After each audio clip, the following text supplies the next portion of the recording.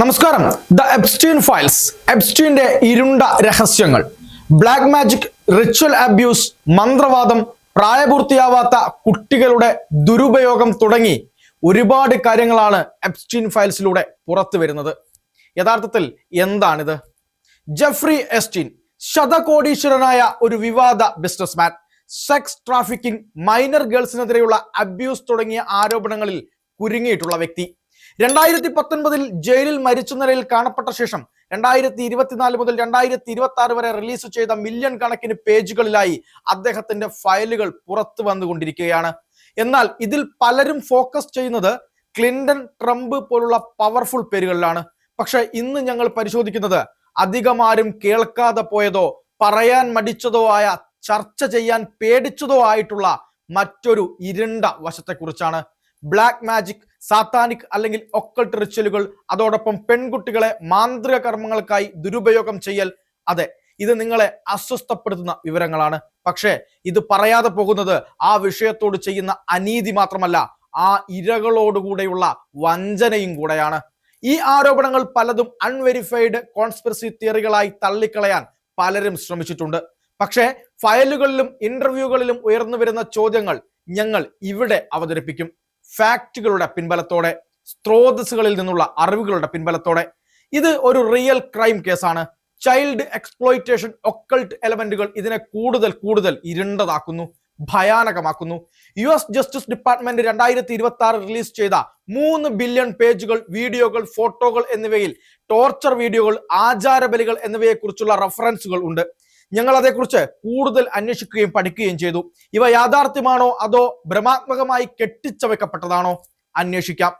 Jeffrey Epstein 1953 ജനിക്കുകയുണ്ടായി. Wall Street ഫിനാൻസിൽ തന്റെ സാമ്രാജ്യം പടുത്തുയർത്തി. 2008 മൈനർ ഗേൾസിനെ പ്രോസ്റ്റിറ്റ്യൂട്ട് ചെയ്തതിന് കുറ്റസമ്മതം നടത്തി. പക്ഷേ ഭരണകൂടത്തിലുള്ള സ്വാധീനം മൂലം വളരെ ചെറിയ ശിക്ഷയാണ് അദ്ദേഹത്തിന് ലഭിച്ചത്.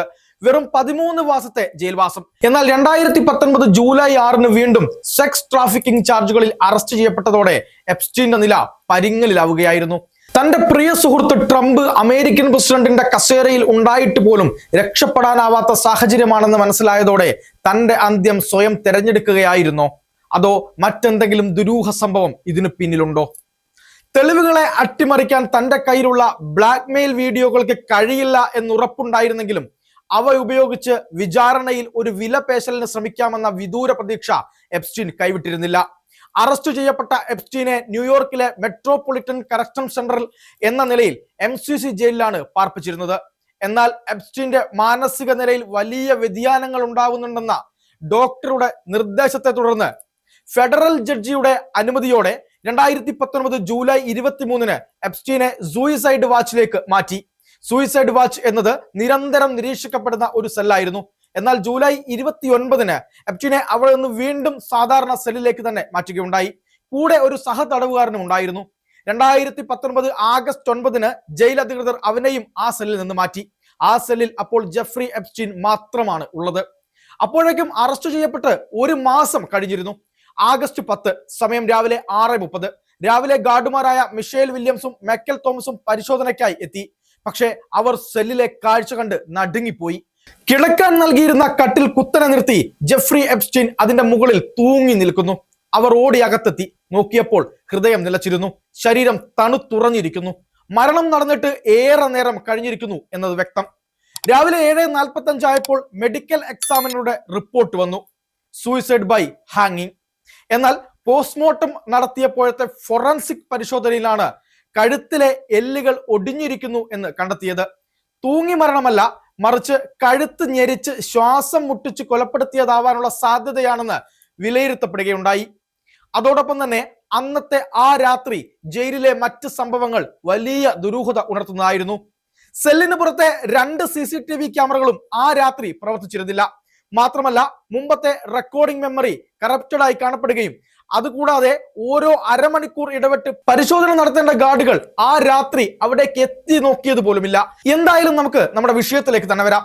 എപ്സ്റ്റീന്റെ സംഘം 36-ലധികം മൈനർ ഗേൾസിനെ അബ്യൂസ് ചെയ്തു എന്നാണ് കുറ്റപത്രത്തിൽ പറയുന്നത്. US വിർജിൻ ഐലൻഡ്സിലുള്ള ലിറ്റിൽ സെന്റ് ജെയിംസ് എന്ന 72 ഏക്കർ വിസ്തൃതിയിലുള്ള അദ്ദേഹത്തിന്റെ private island, orgy island, pedo island എന്നെല്ലാം അറിയപ്പെടുന്ന ആ ചെറുദ്വീപിലാണ് ലോകത്തെ നടുക്കുന്ന സംഭവ പരമ്പരകൾ അരങ്ങേറിയത്. ലക്ഷറി വില്ലകൾ, പൂൾ, ഹെലിപാഡ്, ഒപ്പം നീലയും വെള്ളയും വരകൾ നിറഞ്ഞ ക്യൂബിന്റെ ഷേപ്പുള്ള ഒരു മിസ്റ്റീരിയസ് ബിൽഡിങ്ങും ആ ദ്വീപിലുണ്ടായിരുന്നു. പല മാധ്യമങ്ങളും പറയുന്നത് അതൊരു മ്യൂസിക് പവലിയൻ ആയിരിക്കാം എന്നാണ്. കാരണം അവിടെ ഒരു വലിയ പിയാനോ ഉണ്ടായിരുന്നുവെന്ന് അവിടുത്തെ ജീവനക്കാർ തന്നെ പറയപ്പെടുകയുണ്ടായി.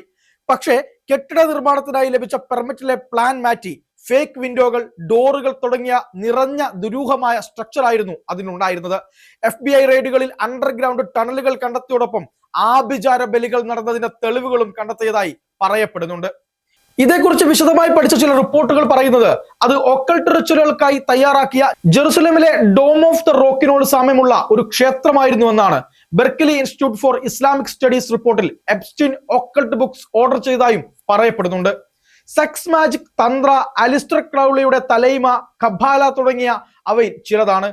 അതുപോലെ ചിലർ പറയുന്നത് ഇത് ബൈബിൾ, ഡീമൺ, ചൈൽഡ് സാക്രിഫൈസ് തുടങ്ങിയ മെയ്ലോക്ക് ആരാധനയുടെ സിംബലിസം ആണെന്നാണ്. സാമൂഹ്യ മാധ്യമങ്ങളിൽ ഇത് സാത്താനിക് കൾട്ടുമായി ബന്ധമുണ്ടെന്ന് നിരവധി പേർ ചൂണ്ടിക്കാണിക്കുന്നു. ഇനി ആ ദുരൂഹമായ കെട്ടിടത്തിന്റെ ഡിസൈൻ കൂടി ഒന്ന് നോക്കാം. ബ്ലൂ വൈറ്റ് സ്ട്രൈപ്പുകൾ. ഇത് ഇസ്ലാമിക് മാംലൂക്ക് ആർക്കിടെക്ചറിൽ അബ്ലാക്ക് എന്നറിയപ്പെടുന്ന ശൈലിയാണ്. ഇത് ഹെവൻ എർത്ത് ഡ്യുവാലിറ്റി സിംബലൈസ് ചെയ്യുന്നതാണ്.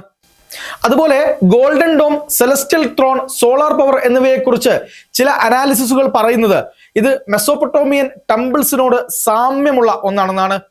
അവരുടെ ബെൽബെക്, പാൽമിറ എന്നീ ക്ഷേത്രങ്ങൾ ഇതേ മാതൃകയിലായിരുന്നുവെന്ന് ചരിത്രരേഖകൾ പറയുന്നുണ്ട്. ചില മാധ്യമങ്ങൾ പറയുന്നത് ഇത് blood libel protocol of Zion പോലെ ആന്റിസെമിറ്റിക് കോൺസ്പിറസി മിത്തിന്റെ ഭാഗമായിട്ടുള്ള ഒന്നാണ് എന്നാണ്.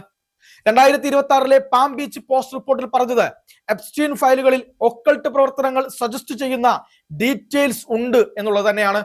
ഇതിനായി ആളുകളെ ഒരു റിലീജിയസ് ഓർഗനൈസേഷൻ വഴിയാണ് റിക്രൂട്ട് ചെയ്യപ്പെട്ടത് എന്നും അത് ഒരു സിനിസ്റ്റർ ആണെന്നും പറയപ്പെടുന്നു. എന്ത് തന്നെയായാലും അവിടെ റിലീജിയസ് സെക്സ് ട്രാഫിക്കിംഗ് നടന്നു എന്ന് തന്നെയാണ് മയാമി ഹെറാൾഡ് പോലെയുള്ള ഒരു വിഭാഗം മാധ്യമങ്ങൾ ഉറപ്പിച്ച് പറയുന്നത്. ബെർക്ക്ലിയും ഇതേ രീതിയിലുള്ള റിപ്പോർട്ടുകൾ പ്രസിദ്ധീകരിച്ചിട്ടുണ്ട്. എന്നാൽ ഫയലുകളിൽ ഇരയാക്കപ്പെട്ടു എന്ന് അവകാശപ്പെടുന്ന ഒരു പെൺകുട്ടി FBI പറഞ്ഞത് അവിടെ ആഭിചാര ബലികൾ നടന്നതിന് താൻ സാക്ഷിയായി എന്നുള്ളതാണ്. ജീവനോടെയും അല്ലാതെയും കൊല്ലപ്പെട്ടതായ കുട്ടികളുടെ ശരീരഭാഗങ്ങൾ വെട്ടിമുറിക്കുകയും കുടലുകൾ പുറത്തെടുക്കുകയും അതിനകത്തുള്ള മലം അവിടെയുള്ളവർ ഭക്ഷിച്ചു എന്നുമാണ് അവർ പറഞ്ഞത്. എന്നാൽ FBI ഇത്തരം ആരോപണങ്ങളുടെ നിജസ്ഥിതി ഇതുവരെ നിഷേധിക്കുകയോ വിശദീകരിക്കുകയോ ചെയ്തിട്ടില്ല എന്നതും പ്രസക്തമായ കാര്യം തന്നെയാണ്. നിത്യ യൗവനത്തിനും അതീന്ദ്രിയ ശക്തികൾക്കുള്ള ഇത്തരം ആഭിചാരം ഉന്നതരുടെ ഇടയിൽ അതീവ രഹസ്യമായി നടക്കുന്നുണ്ടെന്ന് പലരും പറയുന്നുമുണ്ട്. 2026 പുതിയ റിലീസുകളിൽ റൊണാൾഡ് ബെർണാഡിന്റെ 2017 ഇന്റർവ്യൂ വീണ്ടും ജനശ്രദ്ധയിലെത്തിക്കുകയുണ്ടായി. മുൻ ഡച്ച് ബാങ്കറായിട്ടുള്ള അദ്ദേഹം പറഞ്ഞത് ഫിനാൻഷ്യൽ എൻലൈറ്റ് സർക്കിളുകളിൽ ലൂസിഫറയൻ വിശ്വാസികളും ശിശുക്കളെ ഉപയോഗിച്ചുള്ള നരബലികളും നടക്കുന്നുണ്ട് എന്നാണ്. അത്തരം ചില ചടങ്ങുകളിലേക്ക് തനിക്ക് ക്ഷണമുണ്ടായിരുന്നുവെന്നും പക്ഷേ താൻ പങ്കെടുക്കാൻ തയ്യാറായില്ല എന്നും ബെർണാഡ് പറഞ്ഞിരുന്നു. ചില മാധ്യമങ്ങൾ എപ്സ്റ്റീൻ ഫയലിലെ ഒരു പ്രസ്താവന ബാൽ നെയിം എന്ന ഒരു കോഡ് ബൈബിളിൽ പറയുന്ന കുട്ടികളുടെ ബലി ഇഷ്ടപ്പെടുന്ന കാനാനിലെ ദുഷ്ടദേവതയെ കുറിച്ചാണെന്ന് പറയുന്നുണ്ട്. എങ്കിലും ഇത് എന്താണെന്ന് ഇതുവരെ വ്യക്തമാക്കാൻ FBI കഴിഞ്ഞിട്ടില്ല. എപ്സ്റ്റീന്റെ ഐലൻഡിൽ നിന്നും രക്ഷപ്പെട്ട ഇരകളായിട്ടുള്ള വെർജീനിയൻ ജുഫ്രെ, ജെയിൻ ഡോയ് എന്നിവർ അവിടുത്തെ സെക്ഷൽ മസാജുകളെ കുറിച്ച് പറഞ്ഞതിനൊപ്പം സാത്താനിക് റിച്വൽ അബ്യൂസുകൾ നടന്നു എന്നും മൊഴി നൽകി. എന്നാൽ ചില ജീവനക്കാർ മസാജിംഗ് ഒക്കെ ഉണ്ടായിരുന്നു എന്ന് സമ്മതിക്കുമ്പോഴും ഒക്കൾട്ട് ആഭിചാരങ്ങളെ കുറിച്ചുള്ള ചോദ്യത്തിന് മറുപടി നൽകാൻ ഇപ്പോഴും തയ്യാറായിട്ടില്ല എന്നുള്ളതാണ് യാഥാർത്ഥ്യം. ഈ പറഞ്ഞതെല്ലാം രഹസ്യമായും അനൌദ്യോഗികമായും സമ്മതിക്കുമ്പോഴും ഔദ്യോഗികമായി ഒക്കൾട്ട് പ്രവർത്തനങ്ങൾക്ക് യാതൊരു സാധ്യതയും ഇല്ല എന്നാണ് FBI ഇപ്പോഴും പറയുന്നത്. ന്യൂയോർക്ക് ടൈംസ് പോലുള്ള മാധ്യമങ്ങൾ പറയുന്നത് കോൺസ്പിറസി തിയറികൾ ഇത്രയധികം ദുരൂഹമായി തയച്ചു വളരാനുള്ള കാരണം ഒരുപക്ഷെ എപ്സ്റ്റീന്റെ പവർഫുൾ കണക്ഷനുകൾ ആണെന്നാണ്. നമുക്ക് ഉറപ്പിച്ചു പറയാൻ കഴിയുന്നത് അവിടെ ഉണ്ടായിരുന്നവരുടെ മൊഴികളെ ആശ്രയിച്ച് മാത്രമാണ്. ചൈൽഡ് ട്രാക്കറിങ്ങും സെക്ഷൽ അബ്യൂസും ഇതിനകം തന്നെ തെളിഞ്ഞു കഴിഞ്ഞു. അപ്പോൾ തന്നെ ലോകത്തെ ചില ശക്തരുടെയും ഇമേജുകൾ തകർന്നടിയുകയാണ് എന്നുള്ളതാണ് യാഥാർത്ഥ്യം. അതുകൊണ്ട് തന്നെ അതിലും കഠിനമായ ആഭിചാര വാർത്തകൾ സ്ഥിരീകരിച്ചാൽ പങ്കെടുത്തവർക്കൊപ്പം അമേരിക്കൻ ജനതയ്ക്ക് തന്നെ നാണക്കേടാണെന്നതിനാൽ ഔദ്യോഗികമായി ഈ സംഭവങ്ങൾ FBI പോലുള്ള ഏജൻസികൾ സ്ഥിരീകരിക്കില്ല. പക്ഷേ അവിടെ നടന്ന പലതിനും ഇപ്പോഴും മനസ്സിലാവാത്ത പല കാരണങ്ങളുമുണ്ട്. പ്രത്യേകിച്ച് ദുരൂഹമായി നിൽക്കുന്ന ഒരു കെട്ടിടം. വെർജീനിയ ജുഫ്രെ കഴിഞ്ഞ ഒക്ടോബർ മാസം ഓസ്ട്രേലിയയിൽ വെച്ച് ആത്മഹത്യ ചെയ്ത വ്യക്തി 41 വയസ്സായിരുന്നു അവർക്ക്. അവർക്കൊപ്പം ഉണ്ടായിരുന്ന നിരവധി പെൺകുട്ടികളും കാത്തിരിക്കുകയാണ്. അവരുടെ ജീവിതത്തിന്റെ വെളിച്ചത്തെ തല്ലിക്കെടുത്തിയവർ അർഹിക്കുന്ന ശിക്ഷകൾ വാങ്ങിക്കഴിഞ്ഞു എന്നവർക്കറിയാം. എങ്കിലും അവർക്ക് നീതി നടപ്പായോ എന്നത് മനുഷ്യ മനസാക്ഷിയെ ഉലയ്ക്കുന്ന ഒരു ചോദ്യം തന്നെയാണ്. ഇന്ന് പറഞ്ഞത് കേവലം ഒരു മനുഷ്യന്റെ കഥയായിരുന്നില്ല. ഇത് അധികാരത്തിന്റെ ഇരുണ്ട മുഖംമൂടികളെ കുറിച്ചുള്ള നേർക്കാഴ്ച കൂടിയായിരുന്നു. പണം നീതിയെ വാങ്ങുന്നതിനെ കുറിച്ചായിരുന്നു. നമുക്കറിയാത്ത, നമ്മുടെ യുക്തിക്ക് മനസ്സിലാക്കാനാവാത്ത കുറെ പ്രവർത്തികൾ ഈ ലോകത്ത് നടക്കുന്നുണ്ട് എന്നതിന് നമുക്ക് ഉത്തരം കിട്ടിയേക്കില്ല. പക്ഷേ അതിലേർപ്പെടുന്നവർക്ക് അതിന് കൃത്യമായ ലക്ഷ്യങ്ങളുണ്ട് താനും. അവർക്കൊരു പക്ഷേ അത് ലഭിക്കുന്നുണ്ടായിരിക്കാം. അതാണല്ലോ ഇത്രയും ഭീകരമായ പ്രവർത്തനങ്ങളിൽ അവർ സങ്കോചമൊന്നും കൂടാതെ പങ്കാളികളാവുന്നത്. എന്തായാലും എപ്സ്റ്റീൻ മരിച്ചു. പക്ഷെ അയാളുടെ പ്രേതം ഇപ്പോഴും നടക്കുന്നുണ്ട്. വൈറ്റ് ഹൗസിൽ, ബക്കിംഗ്ഹാം പാലസിൽ, സിലിക്കൺ വാലിയിൽ. ഇത് ഇനിയും ആരുടെയൊക്കെ മുഖമാണ് വലിച്ചു കീറുക എന്നത് നമുക്ക് കാത്തിരിക്കാം. എപ്സ്റ്റീന്റെ ഇരുണ്ട രഹസ്യങ്ങൾ, ബ്ലാക്ക് മാജിക്, റിച്വൽ അബ്യൂസ്, മന്ത്രവാദം, പ്രായപൂർത്തിയാവാത്ത കുട്ടികളുടെ ദുരുപയോഗം,